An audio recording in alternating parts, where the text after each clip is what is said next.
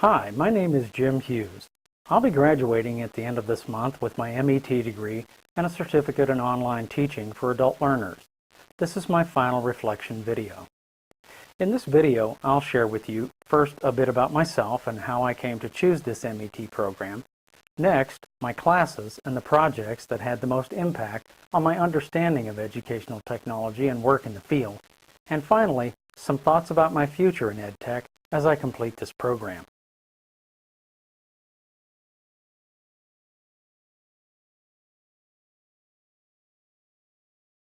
To begin with, it's important to know that I am not a career educator. My background is in design and production of communications media, like most of the technologies we've used in this program.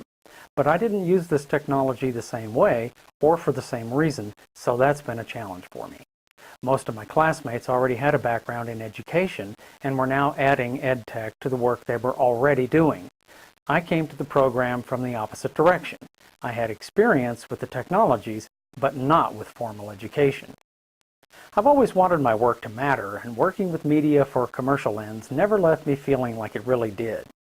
I enjoy working with the technology, but I always found myself more attracted to work like documentary video production or multimedia for learning outcomes.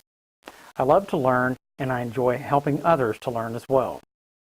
I used to be a prepress network administrator for a large publishing company, and part of my job was to provide training for graphic designers who produced color magazines. I made sure they got proper training on hardware and software, prepress and print production, and I was always looking for better ways to do that. I also did a lot of research to keep up with the evolving technologies we were all using, as another big part of that job was technology integration, which is something else I'm very good at. I'm a graphics designer, but I'm also a technical specialist, so I come at this from both sides of the brain, if you will. I've also done tech support for Apple. That job involved troubleshooting, helping, and teaching customers. But it also required a lot of technical training, and I always took an interest in the multimedia programs we worked with, wanting to get involved with development of this kind of work.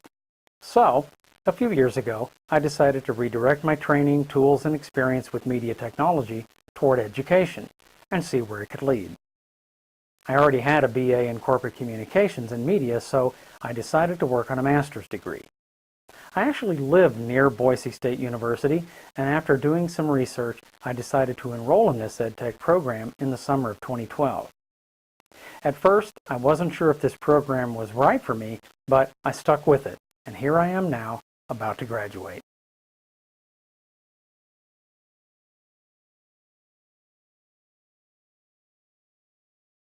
First, we'll take a look at my experience with the EdTech program's core classes, 501 through 505. Of course, I started out with 501 and 502, Introduction to EdTech and the Internet for Educators.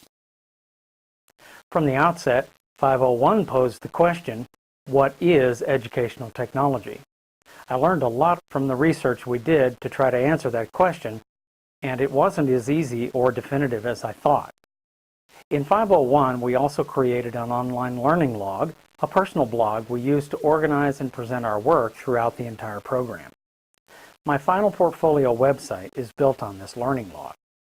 We worked with web technologies and new web-based tools for organization, collaboration, and production, and we got familiar with the AECT standards.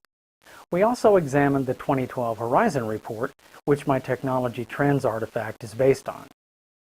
And another important project for 501, dealing with the ethics of educational technology, was the Digital Divide presentation, a collaborative video project I've also included in my portfolio. 502 is the best example of my initial orientation to this program. We used Dreamweaver to build a lot of web pages from scratch, integrating different media, and that part was no problem. But we were building these pages to support teaching concepts like scavenger hunts, jigsaw activities, virtual field trips, and web quests, and I was not familiar with these. The projects we did in 502 were my first introduction to these unique ways to teach. The virtual field trip was one of my favorite projects because it gave me opportunity to work with a variety of media in a creative way. and comparing my work with how my classmates approach this and other projects introduced me to different ways it can be done. 503 was my first exposure to the instructional design process for a complete online program. I'd never done anything like this before, so it felt huge. Also, I was being asked to teach something, and because I wasn't a teacher with my own classroom, I didn't really know what to teach. So I decided to be a graphic design teacher and teach something I know. We employed the ADDIE model, asking 3 essential questions. Where are we going? How will we get there? And how will we know when we've arrived? This class forced me to slow down and focus on preparation with the development of a complete guiding document based on learning theory and research that we'd studied. So again, the technical aspect wasn't really the hurdle, but rather everything I had to learn and do before I'd be able to build anything. And then, of course, there was the actual production process to work through. I must say that 503 was very challenging for me at this point in my program, and my instructor, Dr. Ching, was very patient and helpful. After I got into 504, I started to wonder about the order of the classes up to that point because what I learned in theoretical foundations might have helped me a lot in 502 and 503. And this is when I started thinking that it was likely that my classmates as trained educators, they already knew this stuff, and for them it was more of a refresher. I was learning it all for the first time, so it was a lot for me to process. But it was obviously very important. One thing that really hit me in 504 was that my own K-12 education had been largely transmissive from a behaviorist perspective because that approach was more prevalent back in my day. And I realized that this is how I had unconsciously approached teaching. That tendency is seen in my artifacts because, frankly, to get the work done, I naturally gravitated to what I'm most familiar with. But I was paying attention. I understood constructivism and the other contemporary theories that we studied and how they relate to each other. I was also surprised to learn there were so many of them. 505 focuses on the E in the ADDIE model, the question we asked in 503. How will we know when we've arrived? Here we focused on summative evaluation at the end of a program cycle. The response to requests for proposal really helped me appreciate the scope of this kind of an evaluation, including time, cost, and the number of stakeholders that could be involved. It also taught me the importance of monitoring a developing program and emphasizing evaluation at the beginning of a program cycle. Our final project was evaluation of a recently implemented training program which put everything together in a memorable way. My own evaluation was of a volunteer training program at the Discovery Center of Idaho in Boise, where I was volunteering. Both of these projects are in my portfolio. And that about does it for the core.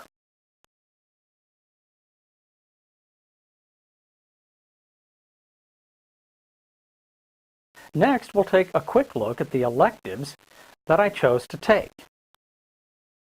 In 511, we focused our attention on Adobe Flash and the development of interactive multimedia. The work included ActionScript coding and integration of graphics, images, sound, and video, which I really enjoyed and was challenged by. 512 was one of my most important classes.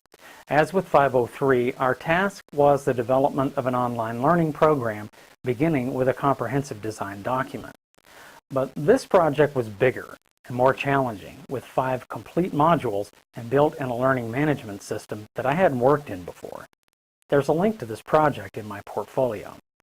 In 512, the most indelible thing I learned was that I could do it, because when I started out, I was certain that I couldn't.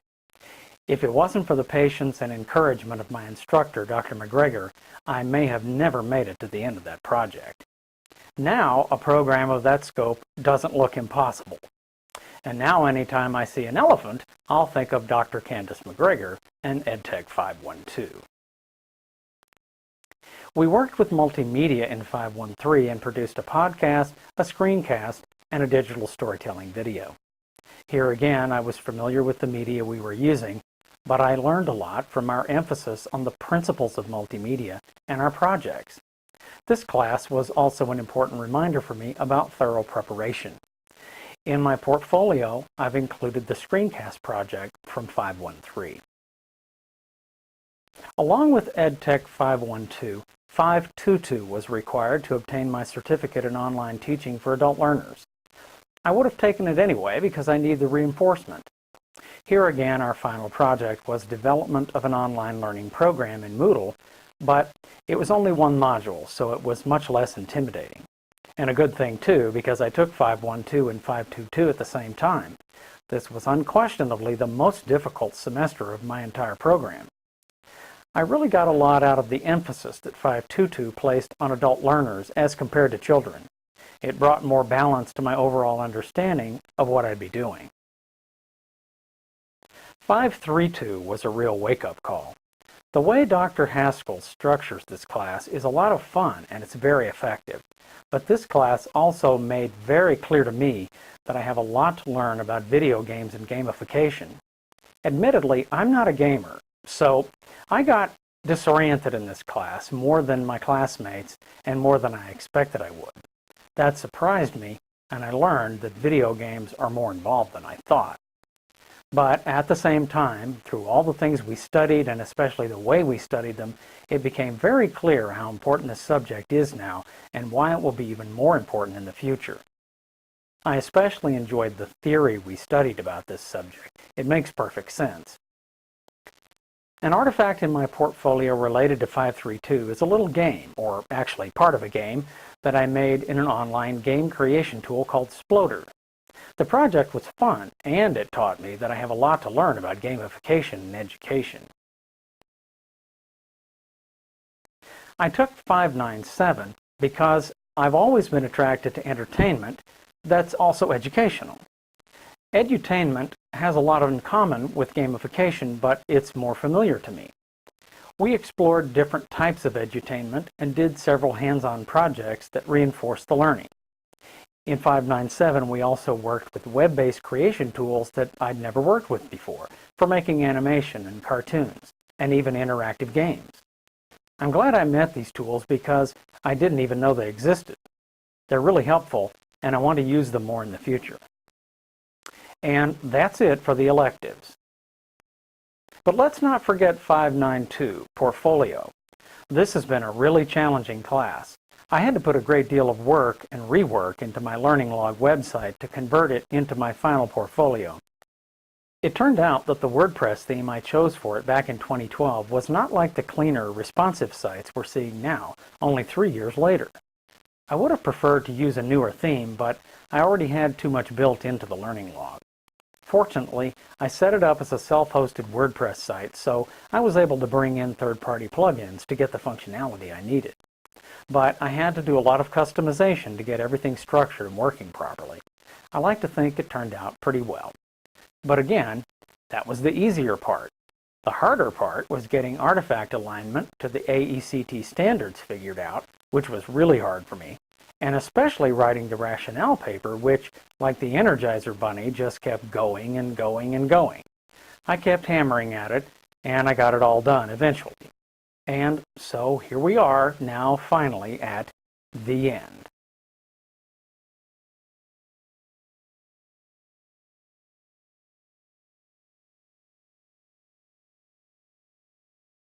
In one of our readings, I found an overview of roles involved on a program development team. These included an instructional designer, a content expert, web developer, graphic designer, and a multimedia developer. As I looked over these different roles, it became clear that I'd want my role to be that of the multimedia developer, and the graphic designer if I was called upon to do that work as well. I also found actual job descriptions for that role, and they feel familiar to me, and even exciting because in this role I'd have an opportunity to do things I haven't gotten to do enough in the past. And I'd get to work with a team, and I'm sure I'd have some fun because I really enjoy the work. My certificate is in online teaching for adult learners, and that's the audience I want to develop for, but beyond that, I'm not sure whether it would be in public education or corporate training, or maybe even a publisher of educational media. Whatever the case, I'd be getting more experience where education is concerned. So I'll do more research, get some good advice, and work out the details. But that's my direction for the time being. And so, that concludes this reflection video. Thanks for watching.